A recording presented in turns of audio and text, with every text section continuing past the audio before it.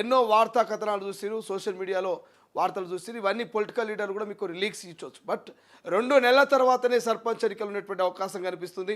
నిన్న హైకోర్టు కూడా రాష్ట్ర ప్రభుత్వం మీద సీరియస్ అయింది. ఎన్నికల కమిషన్ కూడా మరి 60 రోజుల సమయం కావాలని చెప్తుంది. రాష్ట్ర ప్రభుత్వం 1 నెల రోజుల సమయం కావాలని చెప్తున్నటువంటి పరిస్థితి. బట్ ఓవరాల్గా మరి 60 రోజుల సమయం పెట్టుకున్నప్పటికీ ఇక జూన్ అయిపోయింది, జూలై, ఆగస్టు. నాకు తెలిసి ఆగస్ట్ ఎండింగ్లోనే మరి సర్పంచ్ ఎన్నికల నోటిఫికేషన్ వచ్చేటువంటి ఛాన్స్ కనిపిస్తుంది. ఎంతోమంది జూన్ ఎండింగ్లో వస్తుంది, మరి జూలై, ఆగస్టులో ఎన్నికలు కంప్లీట్ అయిపోతాయని చెప్పేసి అనుకున్నారు. బట్ చాలా ఒక బ్యాడ్ న్యూస్ ఇది. ఆశావాహులందరికీ కూడా సర్పంచ్ ఎన్నికలకు తాత్కాలికంగా బ్రేక్ పడ్డట్టు తెలుస్తుంది. దాని గురించి డిస్కస్ చేద్దాం. మరోవైపు 3వ ప్రపంచ యుద్ధం మొదలైనట్టుగా తెలుస్తుంది. ఇక ఇరాన్ అమెరికా స్థావరాలపైన విరుచుకుపడుతుంది. అమెరికాకు సంబంధించిన ఎయిర్ బేస్ల మీద విరుచుకుపడుతున్నటువంటి పరిస్థితి, బాంబులు బ్లాస్ట్ చేస్తుంది. ఇజ్రాయెల్ ఇరాన్ యుద్ధం మరి 3వ ప్రపంచ యుద్ధానికి దారితీస్తుంది అనేటువంటి ఒక చర్చ కూడా పెద్ద ఎత్తున జరుగుతుంది. ఇట్లా చాలా అంశాలు ఉన్నాయి, అన్నిటి గురించి డిస్కస్ చేద్దాం. ప్రధానంగా నిన్న క్యాబినెట్లో సర్పంచ్ ఎన్నికల మీద ఒక తీపి కబురు ఉండేటువంటి అవకాశం ఉందని అనుకున్నారు. బట్ నిన్న సర్పంచ్ ఎన్నికలకు సంబంధించి తీపి కబురు కాదు, ఒక చేదు వార్తని మనం చూడాల్సినటువంటి పరిస్థితి కనిపించింది. రైట్, ఒకసారి హెడ్లైన్ చూద్దాం, తర్వాత పూర్తి కథలోకి వెళ్ళే ప్రయత్నం చేద్దాం. బట్ ఇంకోవైపు రైతు భరోసా విజయోత్సవాలకు కూడా రాష్ట్ర ప్రభుత్వం సిద్ధమవుతుంది. 9 రోజులు 9,000 కోట్ల రూపాయలు రైతన్న ఖాతాలో వేశాము. ఇప్పటికీ 15 ఎకరాల్లో ఉన్నటువంటి రైతుల ఖాతాలో రైతు భరోసా డబ్బులు జమ అని చెప్తా ఉంది. అసలు ఈ రైతు భరోసా విజయోత్సవ సభలు అవసరమా అని నేను రాష్ట్ర ప్రభుత్వాన్ని అడుగుతా ఉన్నాను. తెలంగాణ ప్రజలు, రైతన్నలు కూడా మీరు ఏమనుకుంటున్నారు కింద కామెంట్ చేసేటువంటి ప్రయత్నం చేయండి. ఈ టైంలో రైతు భరోసా విజయోత్సవ సభలు అవసరమా? నిజంగానే రైతు భరోసా విజయోత్సవ సభలు చేయాల్సినటువంటి అవసరం ఉందా ఇప్పుడు రాష్ట్ర ప్రభుత్వానికి? నిజంగా రైతులకు మరి ఈ రాష్ట్ర ప్రభుత్వం అన్ని విధాలుగా న్యాయం చేసిందా? ఇటు రైతు భరోసా కానీ, బోనస్ కానీ, లేకపోతే పూర్తి స్థాయి రుణమాఫీ కానీ, మరి పంట బీమాకు సంబంధించినటువంటి అంశం కానీ, ఏ అంశమైనా ఒకటైనా మరి పూర్తి స్థాయిలో కంప్లీట్ చేసిందా ఈ రాష్ట్ర ప్రభుత్వం అనేది మనం డిస్కస్ చేసుకుందాం. రైట్, ఒకసారి హెడ్లైన్ చూద్దాం, తర్వాత పూర్తి వార్త కథల్లోకి వెళ్ళేటువంటి ప్రయత్నం చేద్దాం. మొదటగా తొలి వెలుగులో ఉన్నటువంటి హెడ్లైన్ చూస్తే కేసీఆర్కు రేవంత్ చెక్కనటువంటి వార్త కనిపిస్తుంది. రైట్, కాళేశ్వరం కమిషన్కు త్వరలో క్యాబినెట్ నివేదిక అంటూ వార్త మనకు కనిపిస్తుంది. ఇక్కడ బీఆర్ఎస్ ఐఆమ్ క్యాబినెట్ మినిట్స్ అందజేత క్యాబినెట్ భేటీలో సంచలన నిర్ణయం. ఈ నెల 30వ తేదీలోగా ఇవ్వాలంటూ తీర్మానం. ఇప్పటికే మినిట్స్ అడిగిన పీసీ ఘోష్ కమిషన్. కాళేశ్వరంకు క్యాబినెట్ ఆమోదం లేదని ప్రచారం. ఇక సర్కార్ నివేదికతో రానున్న క్లారిటీ. స్థానిక ఎన్నికలు, బనకచెర్లపైన క్యాబినెట్లో చర్చ. నేడు రైతు భరోసా విజయోత్సవాలు. జిల్లా కలెక్టరేట్లో తెలంగాణ తల్లి విగ్రహాలు. పలు కీలక నిర్ణయాలు తీసుకున్న క్యాబినెట్ అంటూ మనకు వార్త కనిపిస్తుంది. అంటే రేవంత్ రెడ్డి ప్రభుత్వము కేసీఆర్కు చెక్ పెట్టే ప్రయత్నం చేస్తుంది. గత 10 ఏళ్లకు సంబంధించినటువంటి క్యాబినెట్ మినిట్స్కి సంబంధించినటువంటి ఆ పూర్తి స్థాయి సమాచారాన్ని మరి పీసీ ఘోష్ కమిషన్ ముందు పెట్టబోతుందనే ఒక డిస్కషను మనకు కనబడతా ఉంది. ఒకవేళ నిజంగానే క్యాబినెట్ మినిట్స్ కనుక మరి పీసీ ఘోష్కి కనుక అందిస్తే మరి గతంలో కాళేశ్వరానికి క్యాబినెట్ ఆమోదం ఉన్నదా లేదా అనేది ఆ మినిట్స్లో తెలిసిపోతుంది. క్యాబినెట్ మినిట్స్కి సంబంధించినటువంటి అంశాల్లో మరి నిజంగానే క్యాబినెట్ ఆమోదం పొందిందా లేదనేటువంటి అంశం తెలిసిపోతుంది. ఇప్పటికే ఈటెల రాజేందర్ క్యాబినెట్ ఆమోదం పొందిన తర్వాతనే కాళేశ్వరం నిర్మాణం జరిగింది అంటున్నాడు. ఇటు కేసీఆర్ అదే ముట్టించి అంటున్నాడు. మరి ఇతర మంత్రులు, మాజీ మంత్రులు కూడా అదే అంటున్నటువంటి వేళ మరి అసలు క్యాబినెట్కి సంబంధించినటువంటి అంశం డిస్కషన్ జరగలేదు, క్యాబినెట్ ఆమోదమే పొందలేదని చెప్పేసి బీజేపీ నాయకులు కావచ్చు, ఇప్పుడు అధికార కాంగ్రెస్ పార్టీ ఉన్నటువంటి గతంలో బీఆర్ఎస్ ఉన్నటువంటి తుమ్మల నాగేశ్వర్ చెప్తున్నటువంటి ముచ్చట. సో ఏం జరగబోతున్నది? మరి నిజంగా రాష్ట్ర ప్రభుత్వం ఈ నెల 30 లోపల మినిట్స్ కనుక అందిస్తే మరి పీసీ ఘోష్ ఏం చేయబోతున్నది? నిజంగానే రేవంత్ కేసీఆర్కు చెక్ పెట్టబోతున్న డిస్కషన్ నడబోతుంది. మనం డిస్కస్ చేద్దాం. రైట్, ఇంకో మరోవైపు లాకర్లలో కోట్ల కట్టలు. కాళేశ్వరం సిఈ నూనె శ్రీధర్ బ్యాంకు లాకర్లు ఓపెన్. ఏకంగా 5 కోట్లు లభ్యం. 4వ రోజు విచారించిన ఏసీబీ. బంధువుల పేర్లతో భారీగా బినామీ ఆస్తుల గుర్తింపు. 200 కోట్ల దాకా ఆస్తులున్నాయంటూ ప్రచారం. నిన్న ఓ సినిమా చూస్తుంటివి. ఆ సినిమా పేరు ఏం పేరు? కుబేరా. ఆ సినిమాలో నాగార్జున, ధనుష్ ఇద్దరు యాక్టింగ్ చేశారు. ఈ కుబేరా సినిమా ఈ మధ్య మీరు అందరూ చూసే ఉండొచ్చు. ఓ 4 బిచ్చగాళ్ళని తీసుకొని పోయి వాళ్ళ పేరు మీద కంపెనీ పెట్టి మరి కోట్ల రూపాయలు ఎట్లా కొలగొట్టాలనేది ఆ సినిమా కాన్సెప్ట్. సో వీళ్ళది కూడా అట్లే ఉన్నది. ఇక్కడ కాళేశ్వరంలో కీలకంగా పనిచేస్తున్నటువంటి నూనె శ్రీధర్ కావచ్చు, అంతకుముందు హరిబాబు ఏముండే, హరిబాబు ఏమనుకుంటే ఆయన పేరు, ఆయన కావచ్చు, ఈయన ఈగా పనిచేసిన, ఆయన ఏఈగానే పనిచేస్తుండే. ఈ కాళేశ్వరంలో పనిచేసినటువంటి మరి ఇంజనీర్లందరినీ పట్టుకొని మరి విచారిస్తే, సోదాలు చేస్తే కోట్ల రూపాయలు నోట్ల కట్టలు బయటపడుతున్నాయి, బంగారు కడ్డీలు బయటపడుతున్నాయి. ఆభరణాలు బయటపడుతున్నాయి, విలువైనటువంటి ఆస్తులు బయటపడుతున్నాయి. ఎక్కడివి ఆస్తులు? మీ అయ్య సంపాదించుడా, మీ అమ్మ సంపాదించుదా, మీ తాతనా, మీ ముత్తాతనా, ఎవడు సంపాదించుడు? లేకపోతే ఏమైనా చెమట తీసో, లేకపోతే కష్టపడో, రక్తం దారపోసో, రూపాయి రూపాయి కూడబెట్టి ఆస్తులు కొన్నరా? ఈ బంగారు కడ్డీలు కూడబెట్టిరా? ఈ ఆభరణాలు కొన్నరా? మీరు ఎక్కడి నుంచి తీసుకొచ్చి ఈ పైసలని అంటే కాళేశ్వరంలో అవినీతికి పాల్పడ్డరు. తెలంగాణ ప్రజల సొమ్ము, తెలంగాణ ప్రజల రక్తం దారపోసి వాళ్ళు మరి కష్టపడేటువంటి పైసలన్నీ కూడా ట్యాక్సుల రూపంలో కడితే ఆ ట్యాక్సులు అంతా కూడా ఈ కాళేశ్వరం ప్రాజెక్టు మీద బూడిదలో పోస్తున్న పన్నీర్ లెక్క అయింది. ఈ ఉన్నటువంటి అధికారులంతా కూడా ఇష్టారాజ్యంగా దోసుకున్నారట. ఇది మొత్తం ఈ శ్రీకాంత్ అనట ఆయన చుట్టాల పేరు మీద కోట్ల రూపాయల ఆస్తులు ఉన్నాయట. ఇది రెండో విడత మూడో విడత విచారణ. మొదటి విడత మీకు అందరికీ తెలుసు 250 కోట్ల రూపాయల 350 కోట్ల ఆస్తులు బయటపడ్డాయి. మొదటిసారి విచారణ చేసి అరెస్ట్ చేసిన తర్వాత మనం ఆయన ఇంటికి పోయి కూడా ఆ ఇల్లును చూపించినాం. 5 అంతస్తుల అందాల మేడ. ఈయన కొడుకుని దాని పేరు థాయిలాండ్ ఏమో పేరు చెప్పిరి. అక్కడ పెళ్లి చేసినట్టు థాయిలాండ్ అనుకుంటా. ఆడ పెళ్లి చేసి అంగరంగ వైభవంగా కోట్ల రూపాయలు ఖర్చు పెట్టినట్టు. ఎవరు ఎక్కడికి వచ్చినాయి ఆయనకు? ఈయన ఎంత ఇంజనీర్ అయితే, ఎంత ప్రభుత్వ అధికారి అయితే మాత్రం ఈయన కోట్ల రూపాయల జీతం వస్తుందా? డిస్కషన్ చేద్దాం. ఇట్లా కాళేశ్వరం గురించి మాట్లాడితే మొత్తం కాళేశ్వరమే ఉన్నది. ఇవాళ ఈచల చెప్పింది తప్పు, బండి సంజయ్కే నా సపోర్టు, కాళేశ్వరంలో బీఆర్ఎస్ వాళ్ళు దోచుకుండ్రు, ప్రాజెక్టును ఏటీఎం లెక్క వాడిండ్రు, ఇదే విషయం మోదీ షా చెప్పిండ్రు, కాళేశ్వరంపై బీజేపీ స్టాండ్ ఇదే, సంజయ్పై బీఆర్ఎస్ నేతల వ్యాఖ్యలు ఖండిస్తున్నా. ఇక గోషమాల్ ఎమ్మెల్యే రాజాసింగ్ మీ అందరూ తెలుసు, ఆయన మాట్లాడేది ఆల్మోస్ట్ 100కి 90% నిజం ఉంటుందని మీరు అందరూ నమ్ముతూ ఉంటారు, ఎవరు బీజేపీ కార్యకర్తలు. మరి ఇప్పుడు బండి సంజయ్ ఏమంటున్నాడు? ఈటెల స్టాండ్ వేరు, మా స్టాండ్ వేరు. ఈటెల వ్యక్తిగత స్టాండ్ అయితే మాది పార్టీ స్టాండ్ అంటున్నాడు. సో ఈటెల కేసీఆర్కు సపోర్ట్ చేసినట్టుగా మాట్లాడుతున్నాడు. కానీ కాళేశ్వరంలో క్యాబినెట్ ఆమోదం పొందలేదని బండి సంజయ్ అంటున్నాడు. మా స్టాండ్ ఖచ్చితంగా బీఆర్ఎస్ కాళేశ్వరాన్ని దోచుకున్నదని స్టాండ్ అని చెప్పేసి బండి సంజయ్ చెప్తే, మరి బండి సంజయ్ వ్యాఖ్యల్ని కొంతమంది బీజేపీ నేతలు అట్లా మాట్లాడతావు, అట్లా మాట్లాడొద్దు కదా అని చెప్పేసి తిట్టిరు. కానీ బండి సంజయ్కి సపోర్ట్గా రాజాసింగ్ నిలబడ్డాడు. బరాబర్ బండి సంజయ్ మాట్లాడింది వాస్తవమే అని చెప్పేసి బల్లగుద్ది చెప్పే ప్రయత్నం రాజాసింగ్ చేస్తున్నాడు. ఈటెల తప్పులు చెప్తున్నాడు. ఈటెల మరి కేసీఆర్కు మద్దతు ఇచ్చే విధంగా ఈటెల కేసీఆర్ను కాళేశ్వరం కమిషన్ నుంచి తప్పించే ప్రయత్నం చేస్తున్నట్టుగా ఇక్కడ రాజాసింగ్ చెప్తున్నాడు. మరి ఏది నిజం, ఏది అబద్ధం? ఈటెల చెప్పింది నాలా, బండి సంజయ్ చెప్పింది నాలా? బీజేపీలో ఇంతమంది ఇన్ని విధాలుగా ద్వంద్వ వైఖరి ఎందుకు? అంటే ఒక లైన్లో వీళ్ళు నడవలేకపోతున్నారు అంటే కాన్సెప్ట్ ఏమై ఉండొచ్చు? అక్కడ కనెక్ట్ కాలే అందరు లీడర్లు. బీఆర్ఎస్ నుంచి వచ్చిన ఈటెల మరి మొదటి నుంచి బీజేపీలో ఉన్నటువంటి నాయకులు కనెక్ట్ కాలేదని అర్థమవుతున్నది. 3-4 ఏళ్ళు అయినా కూడా ఇంకా ఈటెల బీజేపీకి కనెక్ట్ కాలే, ఈటెలకు బీజేపీ నాయకులు కనెక్ట్ కాలే అనేది ఇక్కడ కుండ బదులు కొట్టినట్టు అర్థమవుతున్నది. డిస్కషన్ చేద్దాం. రైట్, ఇక సాయంత్రంలోగా లేపేస్తాం. ఎంపీ రఘునందన్కు బెదిరింపు కాల్, మావోయిస్టుల పేరుతో ఫోన్ కాల్, దళం బయలుదేరినని హెచ్చరిక, డెడ్ లైన్లోపు అవుట్ అని వార్నింగ్, డీజీపీకి ఫిర్యాదు చేస్తున్న ఎంపీ, మేడ్చల్లో ఓ ప్రోగ్రాంలో ఉండగా ఫోన్, థ్రెడ్ కాల్ లిఫ్ట్ చేసిన ఎంపీ పిఏ, ఇక నేను బెదిరింపులకు భయపడా, ఆపరేషన్ కగారు ఎఫెక్ట్ అనుకుంటున్నా, ఇక సెన్సేషనల్ కోసం మావోయిస్టులు ప్రయత్నిస్తున్నారు, వీడియో రిలీజ్ చేసిన రఘునందన్ రావు ఎంపీని ఫోన్లో పరామర్శించిన బీజేపీ అగ్రనేతలు.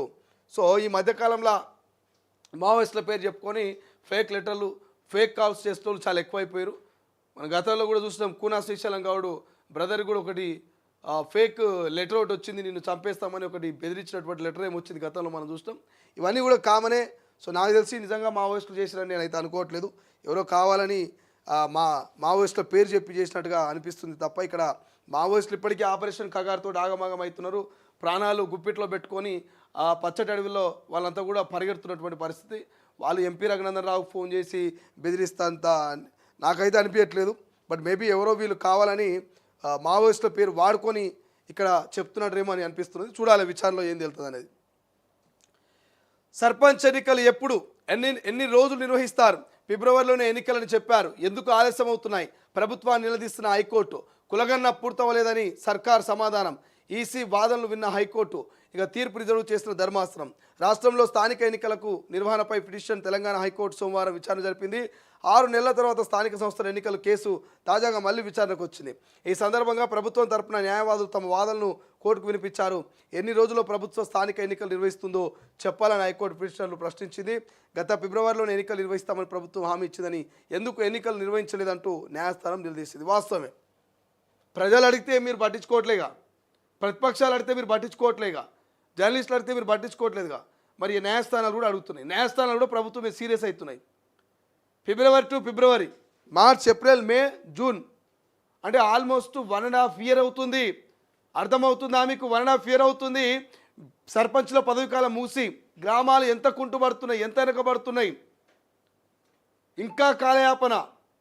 మీ అభివృద్ధి సంక్షేమ పథకాలు ప్రజల్లోకి పోయేంత వరకు కాలయాపన, ప్రజల నుంచి మీకు మంచి ఫీడ్బ్యాక్ వచ్చేంత వరకు కాలయాపన, ప్రజల్లో మీకు పాజిటివ్ రెస్పాన్స్ వచ్చేంత వరకు కాలయాపన. మీరు చేసుకునే సర్వేల్లో మీరు ఎన్నికలకు పోతే మంచి రిజల్ట్ వస్తుందని చెప్పేంత వరకు మీరు కాలయాపన. ఇక్కడ క్లియర్గా అర్థమవుతుంది. ఇక్కడ కాలయాపన ఎందుకు జరుగుతుందంటే కాంగ్రెస్ పార్టీకి ఇప్పుడు నెగిటివ్ ఉంది గ్రౌండ్లో. పాజిటివ్ తీసుకురావాలి. ఈ పాజిటివ్నెస్ ఎట్లా తీసుకురావాలి? రైతు భరోసా విజయోత్సవాలు జరపాలి. ఇంకేం జరపాలి? బీసీ కులగణకు సంబంధించిన భారీ బహిరంగ సభ పెట్టాలి. ఎస్సీ వర్గీకరణకు సంబంధించిన బహిరంగ సభలు పెట్టాలి. 200 యూనిట్ల కరెంటు గురించి చెప్పాలి. 500 గ్యాస్ సిలిండర్ గురించి చెప్పాలి. ఇందిరమ్మ ఇండ్ల గురించి చెప్పాలి. రాజు యువ వికాస్ ఇచ్చినామని ప్రచారం చేసుకోవాలి. రేషన్ కార్డు ఇచ్చినాము, సన్నబియ్యం పంచినామని చెప్పుకోవాలి. ఇవన్నీ మీరు గ్రౌండ్లోకి తీసుకుపోయినాక జనాలకు బాగా మైండ్లో ఎక్కించిన తర్వాత సర్పంచ్ ఎన్నికల నోటిఫికేషన్ ఇవ్వాలి. సైకాలజికల్గా మీ ట్రాప్లోకి తెచ్చుకోవాలి ప్రజల్ని, తెలంగాణ ప్రజల్ని కాంగ్రెస్ పార్టీ వాళ్ళ ట్రాప్లోకి తెచ్చుకున్నాక అబ్బా వీళ్ళు పడ్డర్రా ఇక మా బుట్టలు అన్నాక అప్పుడు నోటిఫికేషన్ ఇవ్వాలి. జెడ్పీటీసీ, ఎంపీటీసీ ఎన్నికలు పెట్టాలి, ఇక సీట్లు కొట్టాలి. ఇది కాన్సెప్ట్. ఇప్పుడు ఎన్నికలకు పోతే నాయకులు ఉరికిచ్చి కొడతారు. ఎందుకు కొడతారు? రేషన్ కార్డులు పూర్తి స్థాయిలో ఇయ్యలే, ఇందిరా మిల్లు పూర్తి స్థాయిలో వంచలే, రాజు వికాస్ ఎటుపోయిందో తెలియదు, తులం బంగారం ఎటుపోయిందో తెలియదు, 2 లక్షల ఉద్యోగాలు జాబ్ క్యాలెండర్ ఎక్కడ పోయిందో తెలియదు. ప్రజల నుంచి వ్యతిరేకత. 2 సార్లు రైతు భరోసా ఎగ్గొడితిరి వానాకాలానికి సంబంధించి, మొన్న ఎండాకాలం 4 ఎకరాలకి ఇస్తుంది. రుణమాఫీ 90% కంప్లీట్ అయ్యి ఇంకో 10% మరొకరు మిగిలిపోయా. మరి ఈ టైంలో ప్రజాప్రతినిధులు గ్రామాలకు పోతే ఏం చేస్తారు? గ్రామాలకు పోతే వాళ్ళ మీద విరుచుకుపడతారు. సారు ఎక్కడ పోయా మా రేషన్ కార్డులు, సారు ఎక్కడ పోయా మా రైతు భరోసా, సారు ఎక్కడ పోయా మా రుణమాఫీ అని చెప్పి, ఇందిరామ్మ ఇల్లు ఎందుకు ఇవ్వకపోతారు అందరికీ అని చెప్పేసి. అందుకే కాంగ్రెస్ పార్టీ కొంత ఆలస్యం చేస్తుంది అనేది ప్రతిపక్షాల మాట. రైట్. ఈనాడులో చూస్తే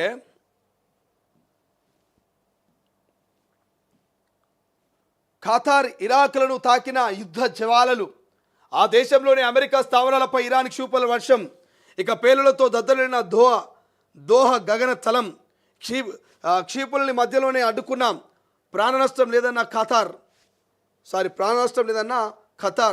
గగన తలాల్ని మూసివేసిన ఖతార్, ఇక బహ్రెయిన్, కువైట్ వందల సంఖ్యలో విమానాలు నిలిచిపోయే పరిస్థితి, భారతీయులు సహా వేల మంది ఎక్కడికక్కడ చిక్కుకుపోయే ప్రమాదం, గల్ఫ్ దేశాల్లోని ప్రవాసుల్లో భయాందోళన, ఇక పరిస్థితిని ఎప్పటికప్పుడు సమీక్షిస్తున్న డొనాల్డ్ ట్రంప్ అంటూ వార్త కనిపిస్తుంది. బట్ ఏదేమైనప్పటికీ మూడో ప్రపంచ యుద్ధం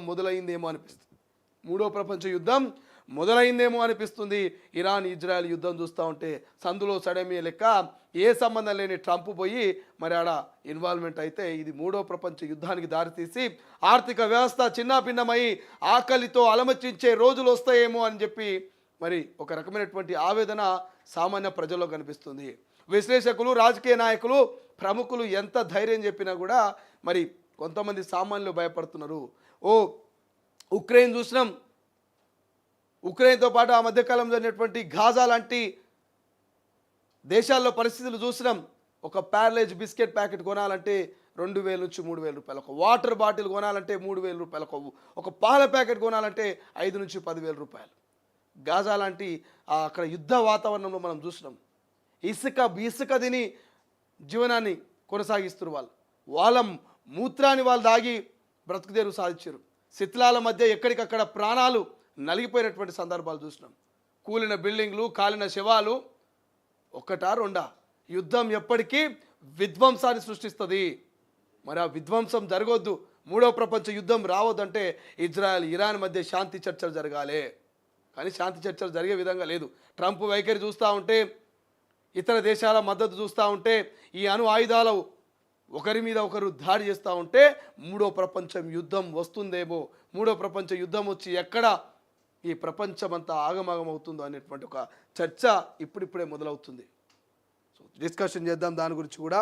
రైట్గా 9 రోజుల్లోపే రైతు భరోసా ఇప్పటి వరకు 67 లక్షల మందికి 8,284 కోట్ల విడుదల.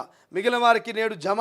హైదరాబాద్లో నేడు విజయోత్సవ సభ. రాష్ట్ర వ్యాప్తంగా రైతు పండగ అంటూ మనకు వార్త కనిపిస్తుంది. 9 రోజుల్లోపు పూర్తి కానుంది. ఇక రైతు భరోసా పథకం కింద 15 ఎకరాల వరకు ప్రభుత్వం సోమవారం 513 కోట్ల నిధులు విడుదల చేసింది. దీంతో 7 రోజుల్లో 67.1 లక్ష మంది రైతుల ఖాతాలోకి 8,684.66 కోట్లు జమ అయ్యాయంటూ వార్త కనిపిస్తుంది. మరి ఎందుకు ఈ రైతు భరోసా విజయోత్సవ సభలు అనేది కూడా మనం డిస్కస్ చేద్దాం. అవసరం ఉన్నదా, ఇప్పుడు వాటికి అవసరం ఉందా? ఇక రుణమాఫీ పూర్తిగా అమలు చేయలేదు. తెలంగాణ గ్రామీణ బ్యాంకుల్లో 15,000 మంది రైతులకు మాఫీ కాలేదంటూ కేంద్ర మంత్రి కిషన్ రెడ్డి ఆరోపణలంటూ ఇక్కడ ఒక వార్త కనిపిస్తుంది. రైట్, ఆంధ్రజ్యోతిలో ఉన్నటువంటి హెడ్లైన్ చూద్దాం. ఆంధ్రజ్యోతిలో కూడా ఏముంది, ఈవీ విమానం వచ్చేసిందంటూ ఎలక్ట్రికల్ విమానానికి సంబంధించిన వార్త కనిపిస్తుంది. 130 కిలోమీటర్ల దూరానికి 694 ఖర్చు అంట. 694 ఖర్చు. అమెరికాలో తొలి ప్రయాణం సక్సెస్. ఇక ఆలియో సేక్స్ 300గా నామకరణం. ఒక్కసారి ఛార్జింగ్తో 250 నాటికల మైళ్ళు. భవిష్యత్తులో గగనతల ట్యాక్సీగా సేవలు అనేటువంటి ఒక వార్త కనిపిస్తుంది. రైట్, అమెరికాపై ఇరాన్ ప్రతీకారం అంటూ ఇక ఖతార్ ఇరాక్లోని యుఎస్ సైనిక స్థావరాలపై 6 క్షిపణులు సమర్థంగా ఎదుర్కొన్న రక్షణ వ్యవస్థ. ఖతార్లో రాజధాని దోహకపైకి దూసుకొస్తున్న ఇరాన్ క్షిపణులు అంటూ మనకు వార్త కనిపిస్తుంది. ఇక్కడ చూసుకోవచ్చు మనము. సో ఇక అమెరికా మాపై ఎన్ని క్షిపణులు వేసిందో మేము కూడా అన్నే వేశాం. ఇరాన్ ఇక ఖతార్కు ముందే సమాచారం. ఇరాన్పై కొనసాగిన ఇజ్రాయెల్ దాడులు. 15 జట్లు, 6 ఎయిర్ బేస్లు ధ్వంసం. ఇక ఐఆర్జీసీ హెడ్ క్వార్టర్స్ పైన క్షిపణులు. 10ల సంఖ్యలో గార్డుల దుర్మరణం. ఇక ఫోర్డ్ సహా అణు కేంద్రాలపై దాడులంటూ మనకు ఇంటర్నేషనల్కి సంబంధించిన వార్త కూడా హైలైట్గా కనిపిస్తుంది. రైట్, ఇక మరిన్ని వార్తలు కనుక చూస్తే బనకచెర్ల ప్రాజెక్టును అడ్డుకొని తీర్తామంటూ నిన్నటి క్యాబినెట్కి సంబంధించిన వార్త కూడా హైలైట్ కనిపిస్తే, మరొక స్థానిక సంస్థల బీసీ రిజర్వేషన్లు 30 రోజుల్లో తేలుస్తాం. హైకోర్టును గడువు అడిగిన రాష్ట్ర ప్రభుత్వం. కోటా ఖరారైన 60 రోజుల్లో ఎన్నికలు నిర్వహిస్తామంటూ ఎన్నికల సంఘం. ఇక సర్పంచ్ పదవీకాలం ముగిసేలోపు జరపాలి కదా, ఇంకెంతకాలం అంటూ హైకోర్టు సీరియస్. సుప్రీంకోర్టు నిర్దేశించిన ట్రిపుల్ టెస్ట్ మేరకే చర్యలు తీసుకున్నామంటూ ప్రభుత్వ వివరణ. ఇక మాజీ సర్పంచ్ల పిటిషన్లపై తీర్పు రిజర్వ్ అంటూ మనకు వార్త కనిపిస్తే, రైట్, మరోవైపు గచ్చిబౌలిలో గజం 2.22 లక్షలు. అబ్బో, కేబీహెచ్తో పోలిస్తే ధర తక్కువే. హౌసింగ్ బోర్డు స్థలాల వేలం పాట. ఇక బోర్డుకు 65 కోట్ల ఆదాయం అంట. చూడండి, గచ్చిబౌలిలో గజము 2.22 లక్షలు అంట. అంటే 2,22 లక్షల రూపాయలు మరి అక్కడ పలుకుతున్నట్టు తెలుస్తోంది. రైట్, ఇక ఆరోగ్యశ్రీ మాటున ఆసుపత్రుల మోసమంట. రోగులను దగా చేస్తున్న ప్రైవేట్ ఆసుపత్రులు. ఇక ఎంపానల్ కాకపోయినా తప్పుడు సమాచారం. తమ వద్ద ఆరోగ్యశ్రీ ఉందంటూ శస్త్రచికిత్సలు. సర్జరీ అయ్యాక ఆ పథకంలో వర్తించదంటూ రోగుల నుంచి పెద్ద మొత్తంలో బిల్లు వసూలు. ప్రైవేట్ ఆసుపత్రులపై ఆరోగ్య శాఖ ఫిర్యాదు అయినా పట్టించుకొని డిఎంహెచ్ఓలు అని చెప్పేసి మనకు వార్త కనిపిస్తుంది. ఆరోగ్యశ్రీని అడ్డు పెట్టుకొని అందరికాడికి దోసుకుంటున్నారట. ఇక 5 సార్లు తప్పించుకొని 6వసారి బలి. సర్వేయర్ హత్య కేసులో సంచలన విషయాలు వెలుగులోకి. భర్త తేజేశ్వర్ బైక్కు జీపీఎస్ ట్రాకర్ అమర్చిన ఐశ్వర్య. దాని ఆధారంగా అతడి లొకేషన్ వివరాలు సుపారీ ముఠాకు. ఇప్పటికే పోలీసుల అదుపులో 8 మంది నిందితులు. 3 ప్రత్యేక బృందాలతో దర్యాప్తు. అబ్బబ్బబ్బబ్బ, మామూలు భార్య కాదా. అందరికీ దొరకని అదృష్టవంతురాలు ఈ ఐశ్వర్య. అందరికీ దొరకని అదృష్టవంతురాలు ఈ ఐశ్వర్య. కట్టుకున్న భర్తను పెళ్ళైన నెల రోజుల్లోనే కట్టుకున్న భర్తని మరి సుపారీ ఇచ్చి మరి అతను నడిపే బైకుకు జీపీఎస్ ట్రాకర్ పెట్టిందంట. టెక్నాలజీని ఎంత బాగా యూజ్ చేస్తుందబ్బా అక్క. జీపీఎస్ ట్రాకర్ పెట్టి మరి ఎవరైతే ఈ బ్యాంకులో ఉద్యోగిని ఉంచుకున్నదో ఆ ఉంచుకున్నతోటి ఇంకొంతమందితోటి ఒక సుపారిగా ఒక గ్యాంగ్ లెక్క తయారయ్యి మరి జీపీఎస్ ట్రాకర్ బండికి పెట్టి ఆయన ఎటుపోతే అటు ఆయనను ఫాలో అయ్యి హత్య చేసినటువంటి పరిస్థితి. అంటే ఎంత టెక్నాలజీ. మనం నిన్న చెప్పుకున్నాం, ఆకాశంలో సగం ఆడది, భూమిలో సగం ఆడది. ఈ పొద్దు రేపు ఎక్కడ పోయినా మరి అమ్మాయిలు ముందులో ఉన్నారు, అమ్మాయిలు అగ్రస్థానంలో ఉన్నారు. ఆకాశంలో విమానం నడుపుతున్నారు, సముద్రంలో ఓడలు నడుపుతున్నారు. అటువంటి అమ్మాయిలు అగ్రస్థానంలో ఉన్నారని చెప్పేసి గొప్పలు చెప్పుకున్నాం కదా. మరి వాళ్ళందరూ ఈమెను తుప్ప ఉంచాలి. ఎడమకాలు చెప్పు తీసుకొని కొట్టాలి. ఈ ఈ ఆకాశంలో సగమైనటువంటి అమ్మాయిలంతా కూడా ఇవాళ అగ్రస్థానంలో ఉన్నటువంటి అమ్మాయిలంతా కూడా ఈ ఐశ్వర్యాన్ని చెప్పుతో కొట్టి తక్కువనే. ఇవాళ అమ్మాయిల్ని ఓవైపు ప్రపంచవ్యాప్తంగా తలెత్తుకొని చూస్తూ ఉన్నారు అమ్మాయిల స్థానాన్ని చూసి. ఈ అమ్మాయి ఏమో పాపం మహిళా లోకానికే మచ్చ తెచ్చే విధంగా మరి జీపీఎస్ ట్రాకర్ పెట్టి భర్తను ఎట్లా చంపాలనేటువంటి ఆలోచనలో ఉన్నది. అందరూ టెక్నాలజీని ఉపయోగించుకొని ప్రపంచానికి పేరు తెచ్చే విధంగా మరి భారత్ను అగ్రస్థానంలో నిలిపే విధంగా మహిళలు ఉంటే, ఈమె టెక్నాలజీ యూజ్ చేసుకొని మొగని ఎట్లా చంపాలి, పిల్లల్ని ఎట్లా చంపాలని ఆలోచన చేస్తున్నది. సో ఇటువంటి మహిళల్ని ఏం చేయాలో మరి మీకే వదిలేస్తుంది. రైట్,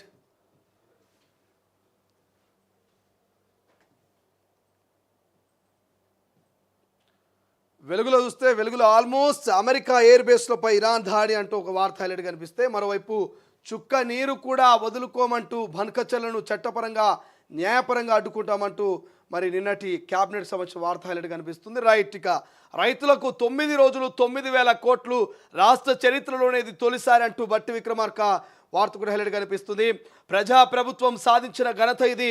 ఈ సంతోషకర విషయాన్ని రైతులకు తెలియజేయాలంటూ నేటి సాయంత్రం నుంచి రైతు వేదికల వద్ద సంబరాలు చేయాలంటూ పార్టీ శ్రేణులకు పిలుపు ఒక వార్త హైలైట్ కనిపిస్తే, రైట్, ఇక 80% మందికి 3 నెలల రేషన్ అంటూ మరో వార్త హైలైట్ కనిపిస్తుంది.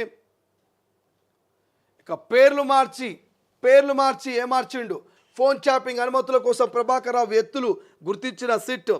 నోట్ ఫైల్ ముందు పేజీలో మావోయిస్టుల పేర్లు, తర్వాతి పేజీలో పొలిటికల్ లీడర్ల పేర్లు, ప్రముఖుల ఫోన్ల నెంబర్లను మావోయిస్టు సానుభూతి పనుల లిస్టులో పెట్టి ట్యాపింగ్కు పర్మిషన్లు.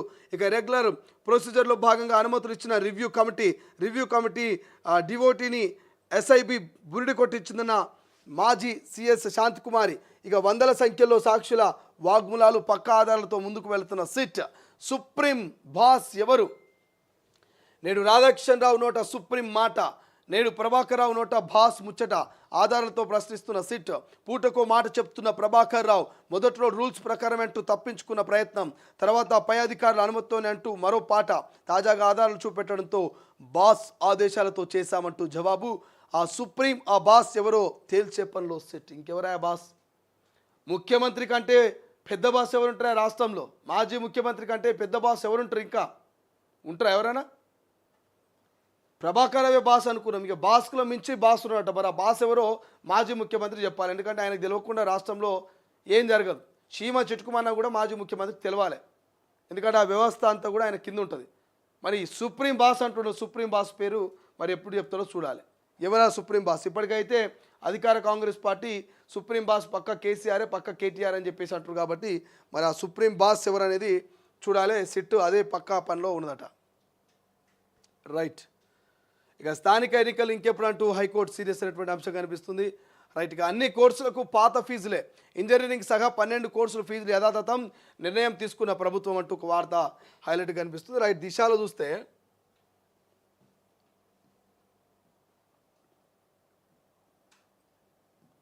దిశలో కూడా అమెరికా స్థావరాలపై ఇరాన్ దాడులు అంటూ వార్త కామన్ కనిపిస్తుంది. ఇక అన్ని కలెక్టరేట్తో తెలంగాణ తల్లి విగ్రహాలు అంటూ కామన్ వార్త కనిపిస్తే, ఇక హైకోర్టు తీర్పు తర్వాతే స్థానిక ఎన్నికలు అంటూ మంత్రి పొన్నం ప్రభాకర్ కామెంట్స్ కనిపిస్తున్నాయి.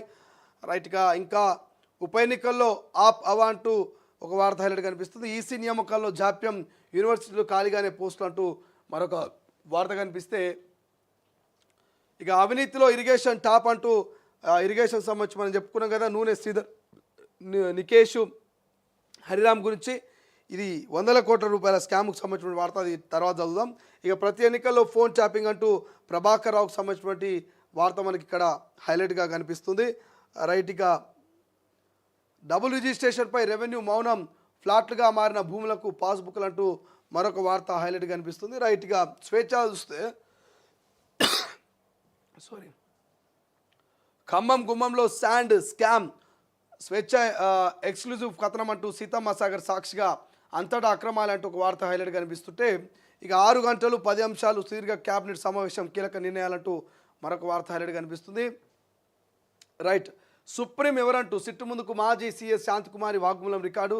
మరికొందరు అధికారుల నుంచి కూడా ప్యానెల్ను తప్పిదోవ పట్టించినట్లు స్టేట్మెంట్లు అంటూ ఒక వార్త మనకు హైలైట్ కనిపిస్తుంది. ఇక సీఎం ఫోన్ను ట్యాప్ చేసినట్టు గుర్తింపు ప్రభాకర్ రావు, ఎవరి కనుసన్నల్లో పనిచేసినట్టు ఇక వెలుగులోకి ప్రణీత్ రావు లీలలు అంటూ మరొక హైలైట్గా అంశం కనిపిస్తుంది.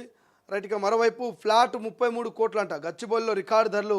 హౌసింగ్ బోర్డు స్థలాలకు ఫుల్ డిమాండ్. ఊపందుకున్న కొనుగోలు మొత్తం 11 ఫ్లాట్ల వేలం. 65.2 కోట్ల మేర ఆదాయం అంటూ వార్త కనిపిస్తుంది. 33 కోట్లకు కొనుగోలు చేసిరట. ఒక కమర్షియల్ ప్లాట్ను ఏకంగా 33 కోట్లకు మరి గచ్చిబౌలిలో కొనుగోలు చేసిరట. రైట్. దడ పుట్టిస్తున్న ఏసీబీ. పక్కాగా సమాచార సేకరణ. అధికారులపై వరుస దాడులు. అరెస్టులు. 6 నెలల్లోనే 122 కేసులు రిజిస్టర్. అవినీతి తిమింగలాల సైతం జైలుకు అంటూ వార్త హైలైట్ కనిపిస్తే, ఇక ఎవరైనా ఒక్కటే. సీనియర్లు జూనియర్లు అనే తేడా ఉండొద్దు. అంతా కలిసి పార్టీ కోసం పనిచేయాల్సిందే. ఇచ్చిన బాధ్యతలు సమర్థవంతంగా నెరవేర్చాలి. బ్రేక్ చేస్తే చర్యలు తీసుకోవాల్సి వస్తుంది. త్వరలో జిల్లాలో విజిట్, గ్రామాల్లో నేతల బస అంటూ నేడు పీసీసీ మీటింగ్. హాజరు కాన్న సీఎం, డిప్యూటీ సీఎం, క్రమశిక్షణ కమిటీ మీటింగ్ కూడా అంటూ వార్త మనకు కనిపిస్తుంది. పిఎస్సికి సంబంధించిన మీటింగ్ ఉంది ఇవాళ.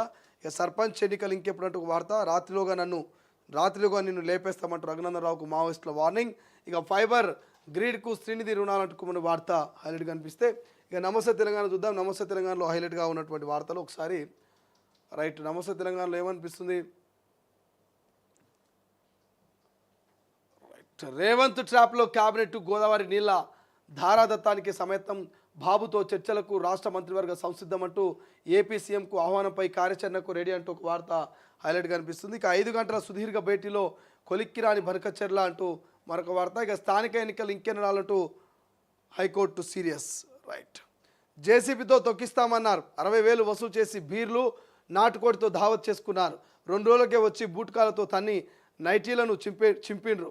భద్రాద్రి జిల్లా కొసంగుంపు ఆదివాసీ మహిళ ఏకరూపు అంటూ వార్త కనిపిస్తుంది. ప్రైవేట్ భూమిలో ఇందిరమ్మ ఇల్లు అంటూ మరో వార్త హైలైట్ కనిపిస్తుంది. రైట్. ఇవి ఇప్పటివరకు ఉన్నటువంటి హెడ్లైన్స్. మనం మొత్తం కూడా హెడ్లైన్ చూస్తున్నాం క్లియర్ కట్గా.